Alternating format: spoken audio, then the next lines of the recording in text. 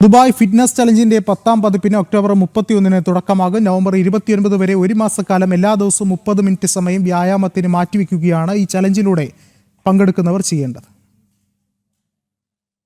കുറഞ്ഞ സമയത്തിനുള്ളിൽ ലളിതമായി ചെയ്യാനാവുന്ന വ്യായാമങ്ങൾ ശീലമാക്കുന്നതോടെ ജീവിതശൈലി രോഗങ്ങൾ കുറയ്ക്കാനാവുമെന്നും എല്ലാവർക്കും ആരോഗ്യപ്രദവും സന്തോഷം നിറഞ്ഞതുമായ ജീവിതം സാധ്യമാക്കാമെന്നുള്ള സന്ദേശമാണ് ദുബായ് ഫിറ്റ്നസ് ചലഞ്ച് പങ്കുവെക്കുന്നത്. എല്ലാവരെയും 30 ദിവസം തുടർച്ചയായി കുറഞ്ഞത് 30 മിനിറ്റ് ശാരീരിക വ്യായാമം ചെയ്യാൻ പ്രേരിപ്പിക്കുകയാണ് ദുബായ് ഫിറ്റ്നസ് ചലഞ്ചിന്റെ പ്രധാന ലക്ഷ്യം. കൂടുതൽ ആളുകളിലേക്ക് പരിപാടിയുടെ സന്ദേശം എത്തിക്കാനും പങ്കാളിത്തം വർദ്ധിപ്പിക്കാനും ഇത്തവണ നിർമ്മിത ബുദ്ധി ഉൾപ്പെടെയുള്ള ഡിജിറ്റൽ സാങ്കേതിക വിദ്യകൾക്ക് കൂടുതൽ പ്രാധാന്യം നൽകും. ദുബായ് കിരീടാവകാശി Sheikh Hamdan bin Mohammed bin Rashid Al മക്തൂമിന്റെ ആശയത്തിൽ 2017 ദുബായ് ഫിറ്റ്നസ് ചലഞ്ചിന് തുടക്കമായത്. ആദ്യ പതിപ്പിൽ 7.86 ലക്ഷം പേരാണ് പങ്കെടുത്തത്. 2025 മാത്രം 30 ലക്ഷത്തിലേറെ പേർ ചലഞ്ചിന്റെ ഭാഗമായി.